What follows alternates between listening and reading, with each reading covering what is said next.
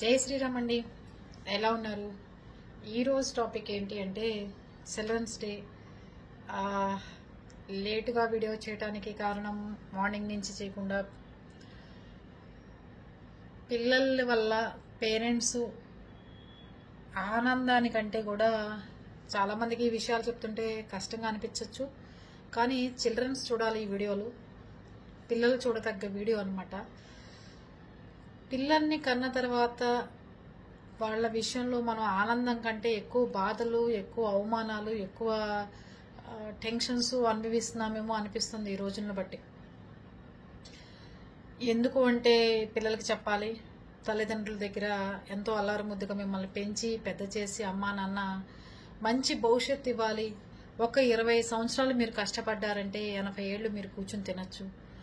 అలాంటి లైఫ్ని మీరు కాదని చెడు సహవాసాలకు అలవాటు పడటం, ట్యాబులకు అలవాటు పడటం, ఫోన్లకు అలవాటు పడటం, హాస్టల్స్లో వేస్తేనేమో అక్కడ వాతావరణం నచ్చకపోతే పేరెంట్స్కి చెప్పకుండా సూసైడ్ అటెంప్ట్ చేయటం, లేదు అంటే తల్లిదండ్రులని బెదిరించటం, తల్లిదండ్రులని బ్లాక్మెయిల్ చేయటం, తల్లిదండ్రులని ఇబ్బంది గురి చేయటం తప్ప ఒక్క చిల్డ్రన్ అన్న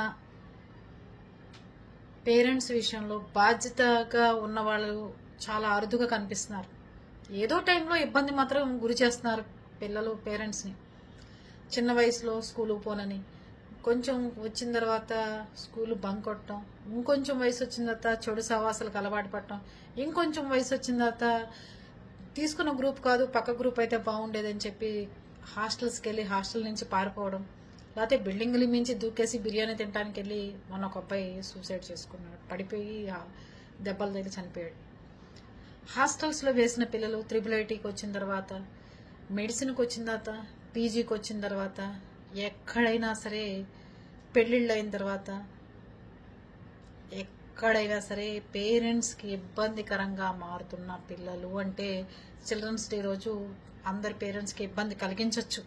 కానీ ఇప్పుడున్న జనరేషన్ని బట్టి ప్రతి పేరెంట్స్ పిల్లల వల్ల ఇబ్బంది పడుతున్నారు. బాధ్యతారహితంగా ప్రవర్తిస్తున్న పిల్లలు.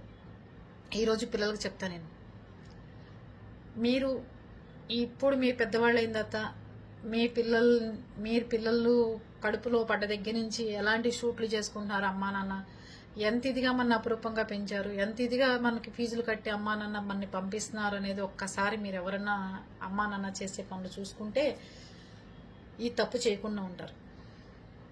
ఇంకోటి, ఉద్యోగంలో మనశ్శాంతి లేదనేవాడు ఒకడు, వెళ్ళిన ఉద్యోగం నచ్చట్లేదనేవాడు ఒకడు, కాంప్రమైజ్ అనేది పిల్లల్లో కనిపించట్లేదు.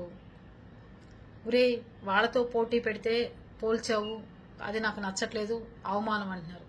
పోల్చకుండా నువ్వు చదువుకోరా, నీ చదువు నువ్వు బాగుపడరా అంటేనేమో నాకు చదువు రావట్లేదు, నన్ను బిజినెస్ చేస్తాను. పోనీ బిజినెస్ పెట్టిస్తేనేమో ఆ బిజినెస్ని సరిగ్గా చూసుకోకుండా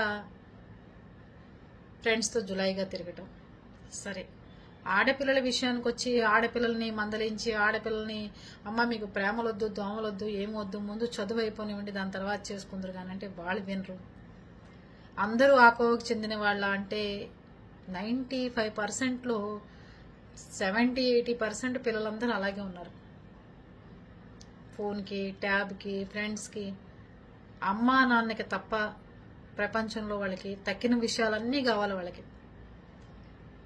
ఇంకోటి చెప్తాను, కాలేజీలో కానీ స్కూల్స్లో కానీ లైఫ్లో కానీ ఇబ్బంది వస్తే చెప్పాల్సిన ఫస్ట్ బెస్ట్ ఫ్రెండ్ ఎవరంటే అమ్మా నాన్న. అది లైఫ్లో గుర్తుపెట్టుకోండి మీరు.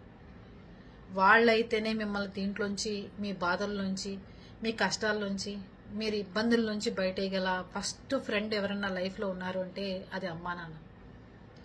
అంతేగాని అమ్మా నాన్న కాకుండా ఫ్రెండ్స్కి చెప్పి ఆ తర్వాత ఫ్రెండ్స్ నుంచి పేరెంట్స్ దాకా వచ్చేసరికి చేతులు దాటిపోతాయి. ఏ కష్టమన్నా రానండి, మీరు ఎట్లాంటి పనన్నా చేయనండి, ఫస్ట్ చెప్పాల్సింది అమ్మకి నాన్నకి చెప్పండి. గ్యారంటీగా మీరు సేఫ్ జోన్లోకి వెళ్తారు. అది తప్ప ఒప్ప అనేది పక్కన పెడితే ముందు అమ్మా నాన్నకి చెప్పడం వల్ల పెద్ద రిలీఫ్లోంచి మీరు కూడా బయటపడతారు. అర్థమైందా? ఫ్రెండ్స్కి చెప్పిన దగ్గర నుంచి బ్లాక్మెయిలింగ్ ఉంటుంది, వాడు సరైన దాంట్లో స్పందించకపోవచ్చు. ఇంత టెన్షన్ పెట్టుకుని అమ్మా నాన్న మన ఏమంటారో, మనం ఏమవుతామో అని చెప్పి మీరు వేరే రకంగా ఆలోచించటాలు, ఇలాంటి బాధలన్నీ ఉంటాయి. పేరెంట్స్ కూడా పిల్లల్ని చదువు చదువు చదువు అని 24 అవర్స్ చదువుకు అంకితం చేయమాకండి.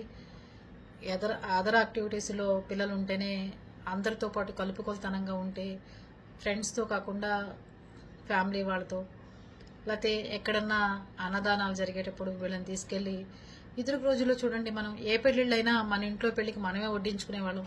చక్కగా కాలేజీ పిల్లలు, మనం 20 ఏళ్ళు 19 ఏళ్ళు 10 ఏళ్ళ వాళ్ళు కూడా ఎవరి స్తోమత కొద్దీ వాడికి, అంటే స్తోమత అంటే ఎవరి పర్సనాలిటీని బట్టి, 10 ఏళ్ల వాడికి అయితే వాడికి నెయ్యినిచ్చి వడ్డించరా అనేవాళ్ళు, మంచినీళ్ళ గ్లాస్ ఇచ్చి పెట్టరా అనేవాళ్ళు, ఒకళ్ళకి సాంబార్ ఇచ్చేవాళ్ళు, ఒకళ్ళకి అన్నం వడ్డించమని చెప్పేవాళ్ళు.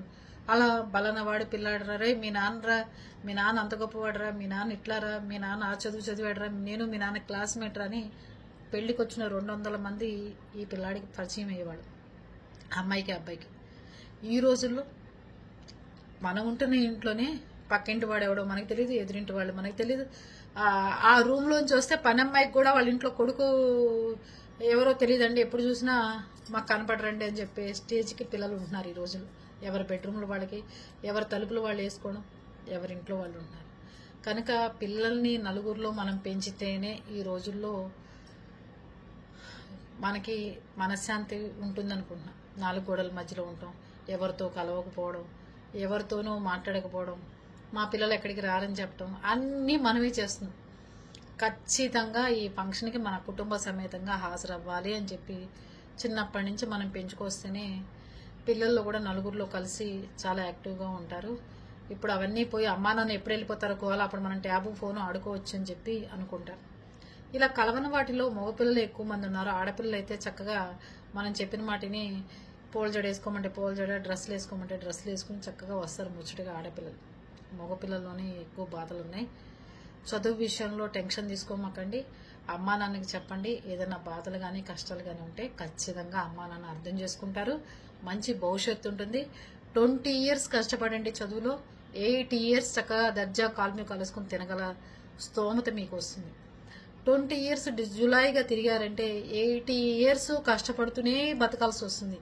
ఎంత అమ్మా నాన్న సంపాదించిన ఆస్తున్నా మీకంటూ సపరేట్గా ఒక ఛానల్, ఒక ఇది లేకపోతే,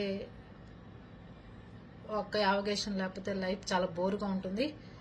బోరు అంటే మీ విషయంలో చదువు రాకపోవటం బోరు, ఫ్రెండ్స్తో కలవలేకపోవడం బోరు, ఆ సార్ వస్తే మీకు బోరు, ఇట్లాంటి బోర్లు వద్దు. మదరు ఫాదర్ దగ్గర టైం ఎక్కువ స్పెండ్ చేయండి, మంచి లైఫ్ ఉంటుంది. ఓకేనా?